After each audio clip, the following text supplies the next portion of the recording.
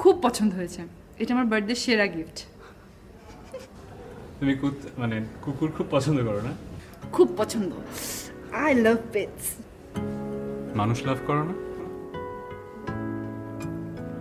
মানুষ লাভ ডিজার্ভ করে না, মানুষ লাভ চায়ও না। যদি চাই, ধরো শ্যামবর্ণের 5 ফিট 10 ইঞ্চি কেউ সাদা শার্ট নীল টাই পরে যদি তোমার কাছে লাভ চেয়ে বসে,